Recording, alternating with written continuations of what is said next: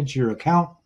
Today's lesson is a trading plan, and then some flow charts showing adjusting those common open trades that you may have.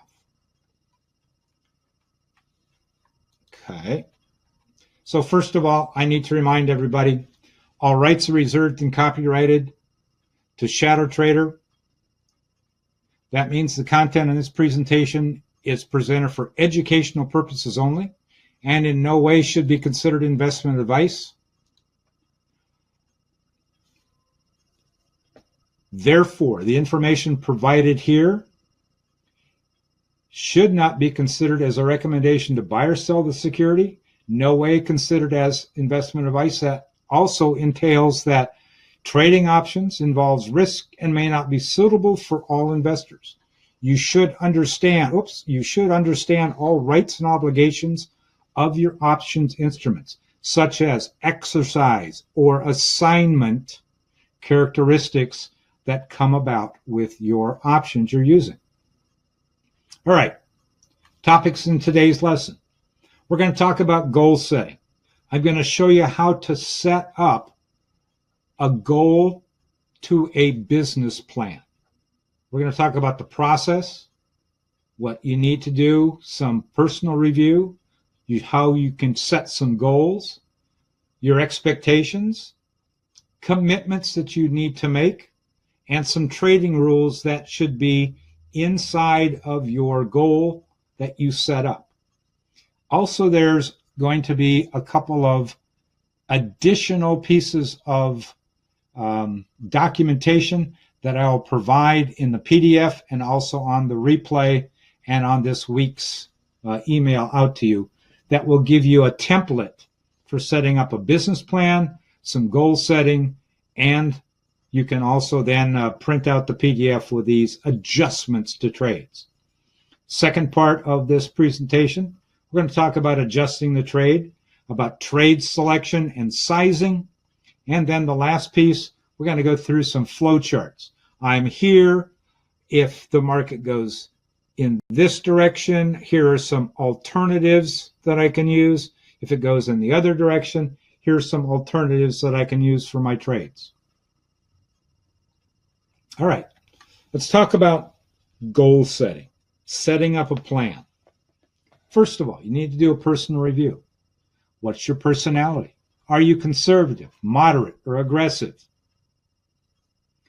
What is your time horizon? Are you in your 30s, 40s, 50s, 70s, even 80s? All right. You've got different time horizons based upon your ability to either add to or manage this portfolio that you're going to be trading. What are some of the needs that you've got for your family? You've got family obligations, food, shelter, healthcare. Are you older? Do you have to buy healthcare? Do you have to come up with prescription medications? What are your outflows versus your inflows? Are you still earning a paycheck and have inflows? Or are you now on your retirement benefits, Social Security? These should be written down and evaluated so that you get a net number. All right, number one for goals. Set out, first of all, where do you want to be in 5 years? It doesn't have to be exact. Let's say that you've got 100,000 and in 5 years you want that still to be 100,000. There is your 5-year goal. That means you're going to spend what you make. All right, again, what are the inflows? Employment, 401k, IRA, savings, pension, profit sharing, annuities. Those are your inflows. What are your outflows? Net them out from your inflows. Vacations, definitely you need to put in there. All right, now, asset valuation of this goal. Do you already have assets that you have in your portfolio? Stocks, bonds, a house, a boat, whatever assets you have. Now, subtract from those assets the liabilities that are associated with those assets that you've listed. Now you've got a net number that you can work with for this goal setting. All right, take that 5-year goal and pare it down to next year. This is a great time to start doing goal setting for 2020. What are your expected return on your trades? 10%, maybe 15, 20. I give you guidelines. Now, when you're expecting those returns, also think about what type of environment we're in. Can I make 10% on my money and be happy? You can't make it in a bank account. You can't make it with CDs. Annuities are another tough one. So some things to think about how you can get to that expected return that seems to be reasonable. You got to think about the sectors of the economy that you're going to invest in. Technology versus consumer staples or energy or financials. Are we in a rotational type of sector basis? What is in momentum at the time that you're trading? Which ones are trending now? That's some other things that you can use for your guidelines for your expectation. Now, on your trading watch list, I've given you mine. Set up one that is a viable trading watch list, companies that you want to watch and trade. Don't have the whole universe, the 50,000 stocks and options and ETFs that are out there. 20 to 30 is absolutely the limit. So let's say that you are willing to do some due diligence and look into about 20 companies. Put them on a watch list. See how they move on a day-to-day basis. Find out when their earnings are, when their dividends are, what moves that stock, what other companies move that stock. So make that watch list viable to your trading. Issues that you may want to include in this goal setting that raise or lower those expectations. Are we at the top of a market? Are we at the bottom? As I said before, I'm nervous at the levels that we're at. So changes in the market. This should be evaluated at least quarterly. The sentiment to this market. Is it conducive to be buying, or is it maybe a little bit suspect?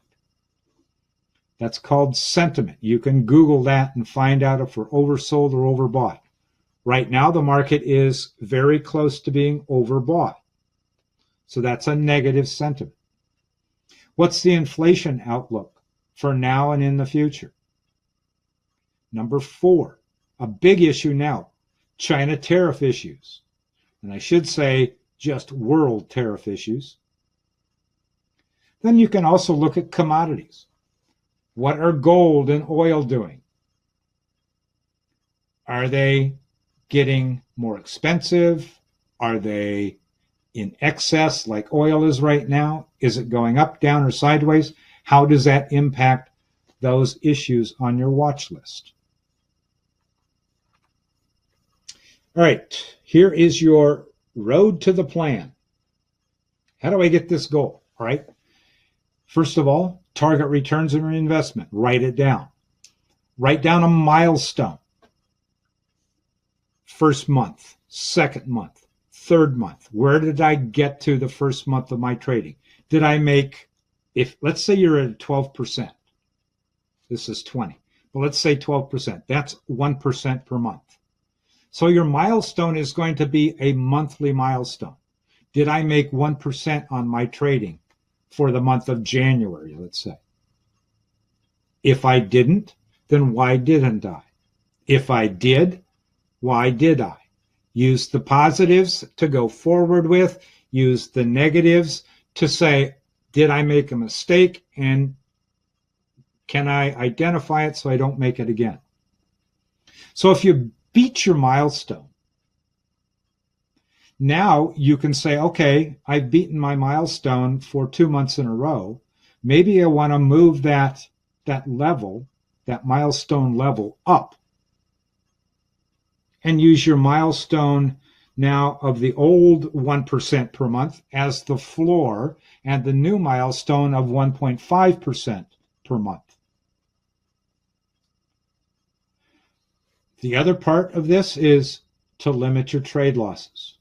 My guidelines is I limit my losses to less than 15% of the investment.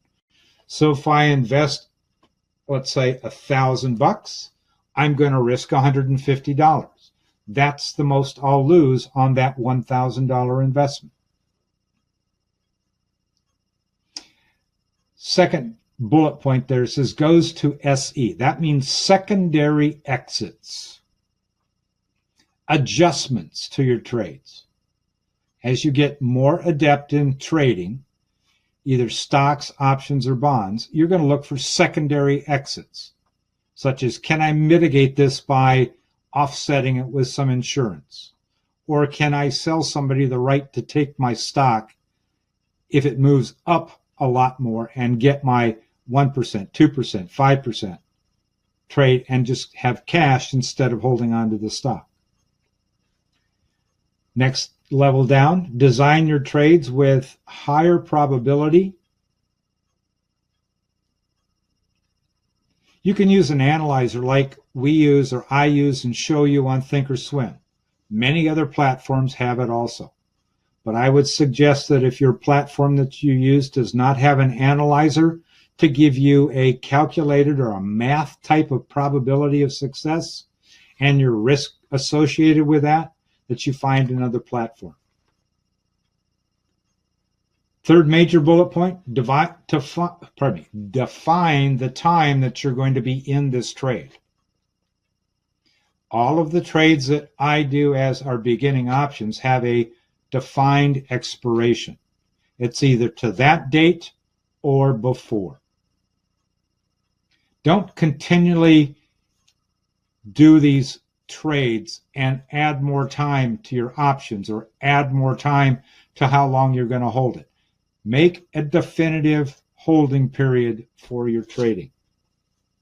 Here's some guidelines. Credit trades, less than 2 months.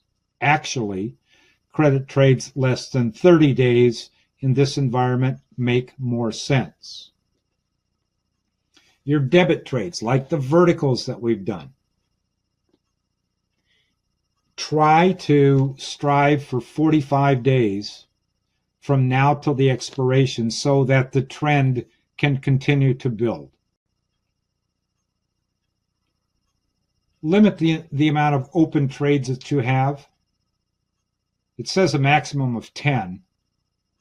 If you're new to this, make it a maximum of 3. As you have more than 3 open trades, your mind starts to say, I don't know what to do. And you get confused and you make bad decisions or bad choices on whether you should stay in or get out. Now, the last bullet point here says exit follow through.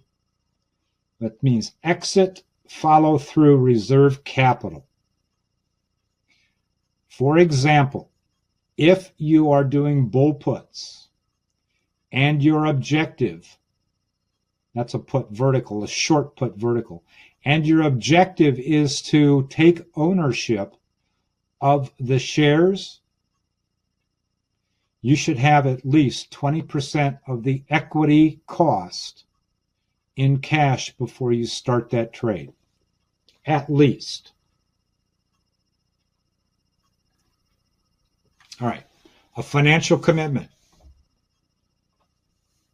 I would say you put down your starting capital, what you can trade with. $25,000. This may be more than some people have, but there's a guideline. What are your capital expenses to be able to trade? You've got to have a computer. If you don't, there's going to be a cost there. Software. The platforms are now free, but you may want to have additional software. Do you have subscriptions that you need to pay for, such as internet access, cell phone access? If you're staying with this advisory service or you want to have some paid information off of the web, that may also be at subscription side. And something miscellaneous, such as your supplies. So write down your financial commitments. All right, on your goals and objectives, again, just a reiteration. Expectation of a % return on your capital invested. Focus on the % return than on the dollars.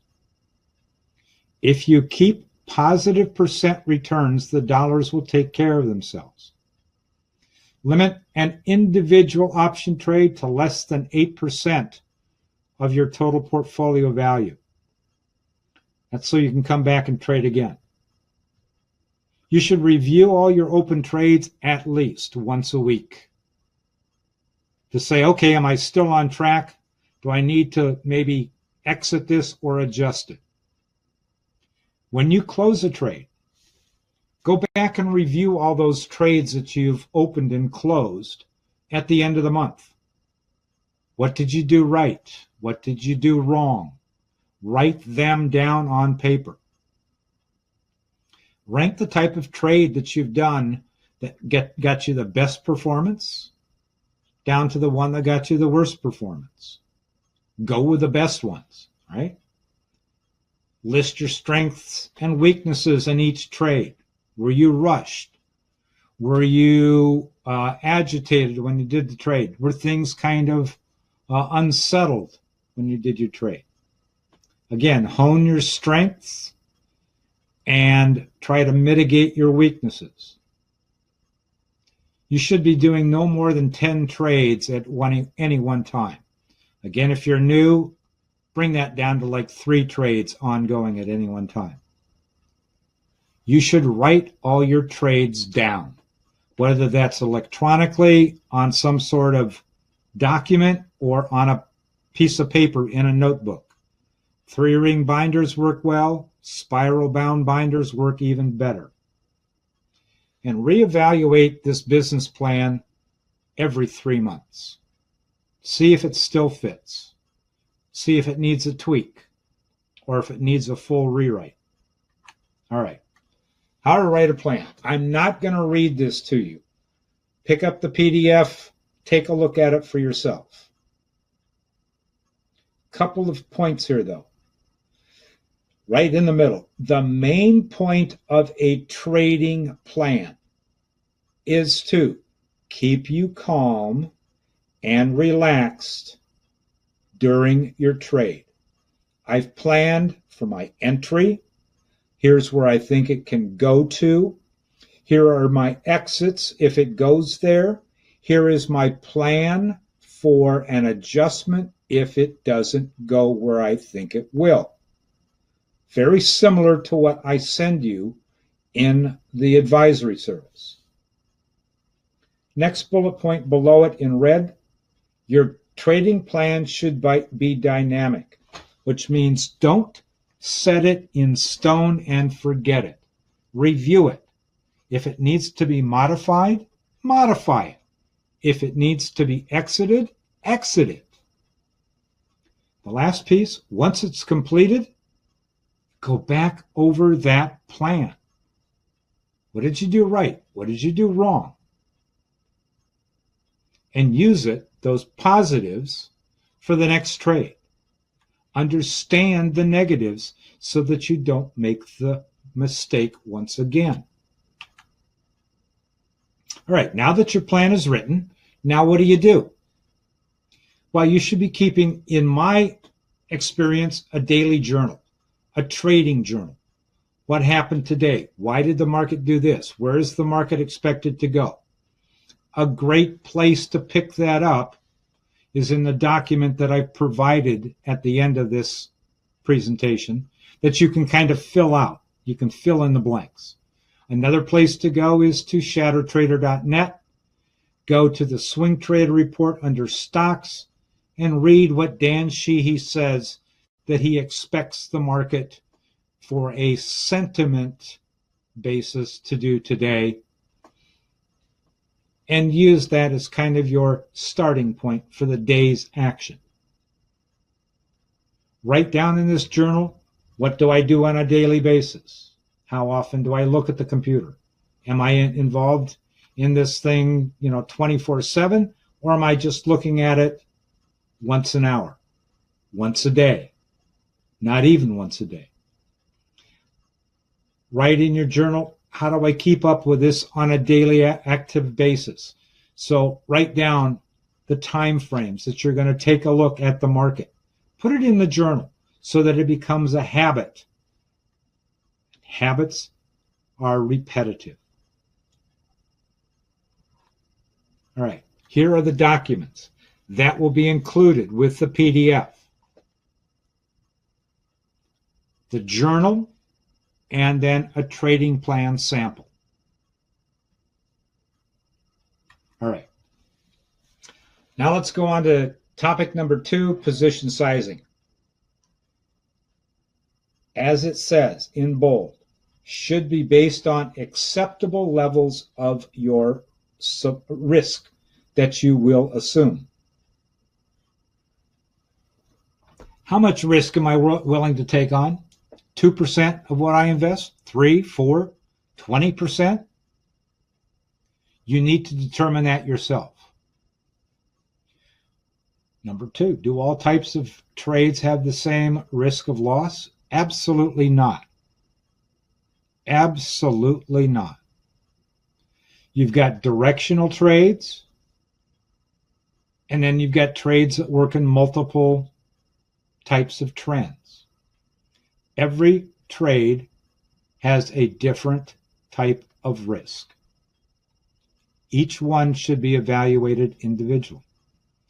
Credit trades, your risk is a potential loss. You get paid to play. You receive the credit if and only if things don't go against you. Those are the bull puts, the bear calls. A debit trade. Brad, the PDF is going to come to you on the replay tonight at the end of the session. When I put this all together, put it in a replay, email it out to you, you'll be able to have the PDFs, okay? Good question, though. All right. Debit trades. Debit trades are where you pay up front to play. I'm investing $100 and I expect to get back 200. There you go. The placement of your strikes in your option trades may affect the probability of success. That's why I say an analyzer or a risk profile portion to your platform is key for me. It needs to be there. How about equity-based trades, buying stock? Equities do not have expiration dates. Yet, you should have a plan when you buy stock. I'm going to buy it at X, and I'm going to look for it to go to Y. Once it goes to Y, that's my expected return, I'm either going to sell it and take the money and run, or I'm going to put an option together with my equity to protect a degradation of my profit and have possible potential to the upside as it continues to go to the upside. So if you're doing equity trading, you can buy insurance to mitigate losses. You can sell insurance to enhance the return. As you get more adept in these options, buying and selling stock only becomes like, why would I do that? All right. How about portfolio sizing? How much of the portfolio should be invested in a single trade? That's up to you. But here's some guidelines. If you're willing to risk 1 to 2% of your total portfolio on a trade, simple math works out. I've got a $100,000 portfolio. This trade, let's say this is a bull put, which it is. It's a short put vertical, like we've done on Disney, like we've done on Lulu. I'm going to sell the 40 short put, which means I expect the stock to be above that $40 strike price between now and expiration. But that's a lot of risk, right? That's $4,000 on 100 shares, one contract. So I'm going to buy myself some protection to buy to open that 35 long put to cap off my loss. So I sell it for $285. I got a buy protection at $123. I get $1.62 in pocket. So my total risk on this $500 spread between the sale and the purchase, or the sale, the short put and the long put. So it's $500 minus what I collected in credit of $162 gives me $338 of total risk per contract. Remember, we did that with Lululemon. We did that with Disney. $500 of risk, but I picked up, $400 of risk, but I picked up $50 of credit, limiting my risk to less than the difference between the two strikes. All right. So if I've got $338 of risk based on a 2% allocation, how many contracts can I do on a $100,000 portfolio? It's simple math. So my $100,000 at 2% is $2,000 worth of risk. Divide that by the risk per contract of $338. I could do 6 contracts and still be within my 2% allocation for sizing. That's how you do the math for sizing. That's an example you can use. You can modify it. You can do it for a vertical short or a vertical long or even stock. Remember that $338 is your trade risk. The $2,000 is the percent of your portfolio you want to have at risk for the trade. All right. Now, what if the trade doesn't go as you expect? Bad things can and do happen. That's why we talk about secondary exits. You've got to define these before. I'll repeat, before you do the trade. On my trade plan, if it goes as expected, I'll take profits here.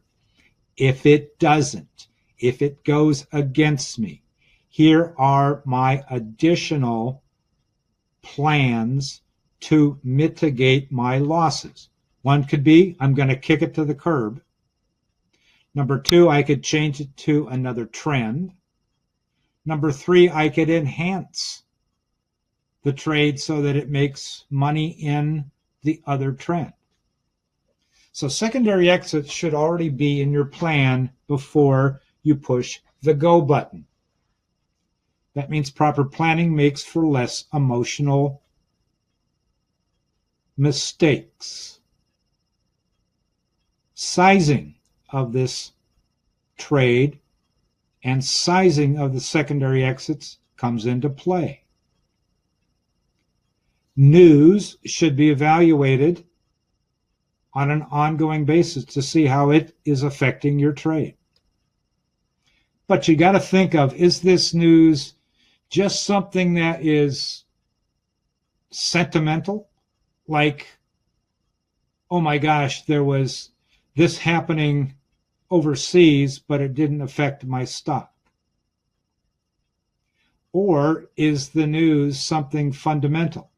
Uh-oh, I'm trading Apple, and all of a sudden Apple had a data breach that could definitely fundamentally or materially affect the price of the Apple stock. Is it a technical situation? Did the stock go up to a level that it got too rich and now just pull back? So you've got three different aspects: technical, fundamental, and sentimental. The one that you'll be keying in on the most is on the technical at this point in time, and a watchful ear for the sentimental ones. Sentimental right now is trade wars. Fundamental is earnings. Technical is those footprints that you see on a chart. There's two others. Is it a macroeconomic, or is some sort of U.S. news affecting the whole market? And the other thing is it time to adjust or close just because I've been in it too long? What if you wanted to follow through on a secondary exit? Well, this is for ownership of stock.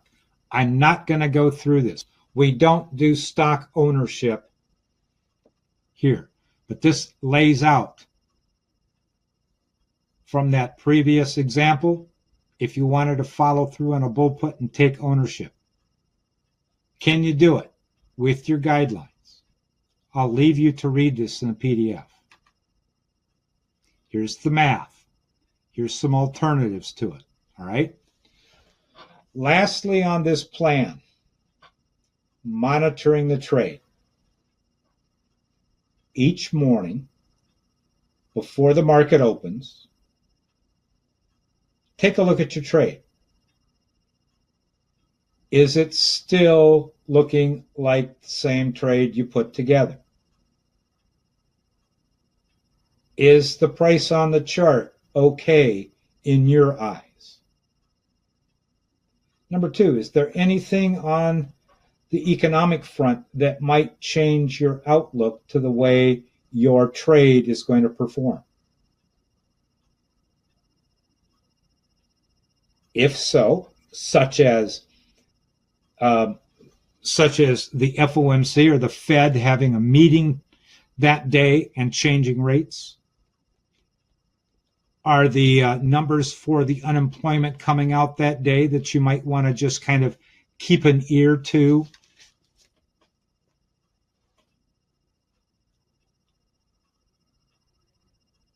Brad,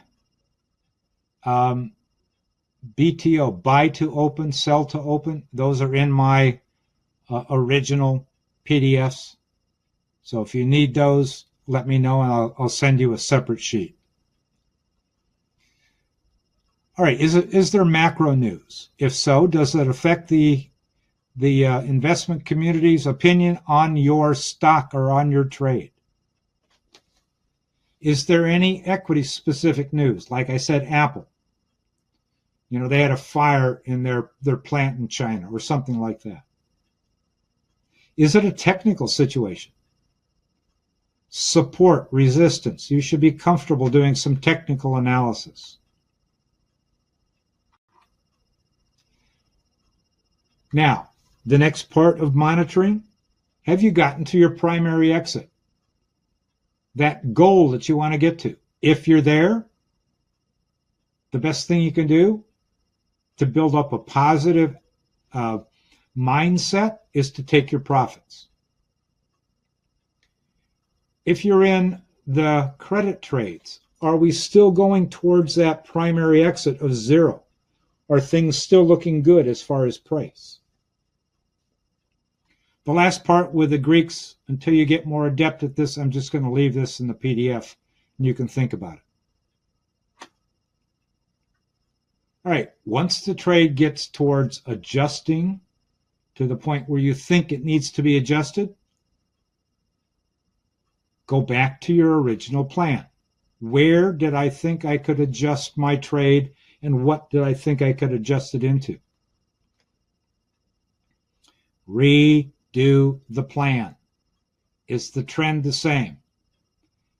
Develop a new expectation for where you think the stock is going, up, down, or sideways. What other trades should I think about? A bull put, a bear call, a directional trade. Define once again an exit for that adjustment as primary and possible secondary exits. And then place the adjustment and go back to monitoring the trade. All right. So let me go back to a couple of things about this plan. Define your goals. Size your trade properly with good portfolio management. Maintain enough cash in your portfolio to follow through on what you said you would do.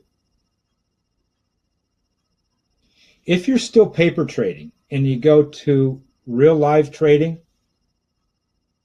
do it slowly. Do it when you've got this planning stage down to where you're comfortable with it. Try to keep your emotions out of your trading. They're going to be the worst part of your trading plan when you get all excited.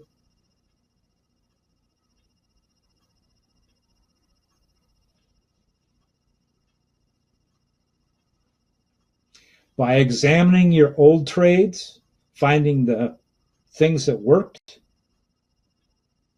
and using them for a new trade, and then things that didn't work and kind of understanding and try to not do those bad things for a new trade is going to be absolutely the best way to then be profitable in your trading. All right.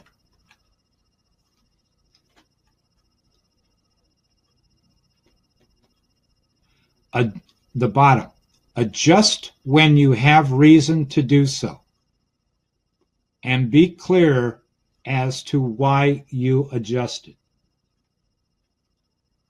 And I always like to say, take your profits at your primary exit. Make this a positive follow through on your trading. All right. Now, quickly, I'm going to go through some flow charts, not each individually. Print these out, put them in a notebook, and use them as a guideline when you're planning a trade. We'll talk about long calls, long puts, the call vertical, which is a bull call, the put vertical, which is called a bear put, a short call vertical, sometimes referred to as a bear call, and a short put vertical called a bull put. The last one, this bull put, is what we've done with Lululemon and Disney. So here you go. On the long call, at the top, you'll see the long call, 45 days of value. So you monitor the trade. Left and right of that, you've got bullish or bearish. Is the trend going bullish or bearish or stagnant? Follow through. And you can follow this flow chart for possible adjustments to a long call. Same thing for a long put.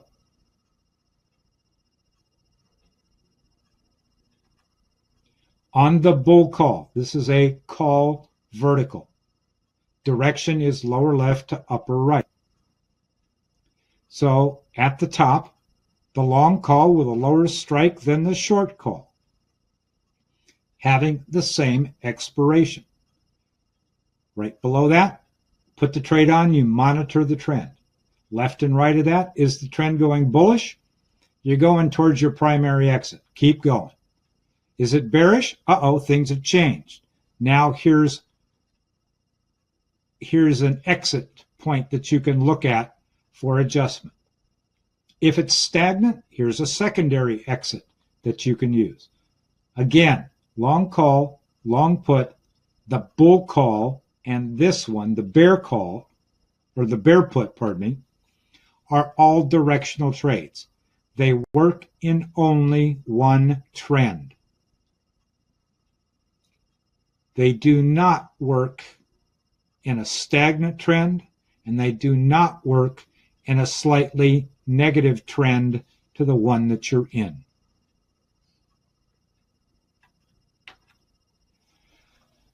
I've put these next two flowcharts in green because they are credit trades, whereas the ones in black are debit trades. Debit trades, you pay to play. You know what your maximum loss is when you enter it. On a credit trade, you're paid up front. That's your profit. Your risk is a multiple of that profit. Therefore, you are being paid to play, assuming more risk than your reward. But here's a short call vertical, also called a bear call. Here, our short call is at a lower strike price than our long call. We're expecting the stock price to go up to, but not go over, our short call strike. This type of trade works in three trends. It works in a bearish trend, absolutely perfectly. That's where your primary exit comes in and you allow it to expire. It works in a stagnant trend because we make money as extrinsic value erodes and the short strike is not eclipsed. In a bullish trend, it might work if it's very slightly bullish, but more than likely, you're going to want to escape this trade quickly if that trend goes from bearish or stagnant to bullish. And I've given you a couple of secondary exits. That's on the bear call side. Now, like our Lulu, like our Disney trades, these are put verticals, short put verticals, also called bull puts. Bull for expected trend is bullish. Puts, we're using the puts as our option vehicle. Here, our short put, the one that we sold, has a higher strike than the one that we buy for protection. Just like our Lulu and Disney trades ongoing. This trade, this put, short put vertical, works in a bullish trend or a stagnant trend. It may work in a bearish trend, slightly bearish, but I've given you alternatives or exit points, secondary exit points if it starts to go bearish.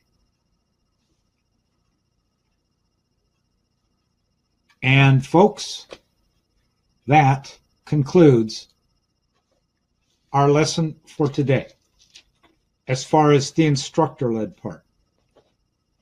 Take this from the replay or from the weekend email that you're going to get. Take a look at it in the PDF or in the replay. Print out those flow charts. Print out the trading plan samples. And if you've got any questions, you know where you can reach me. So please send me an email if you have questions. All right, folks. Any additional questions?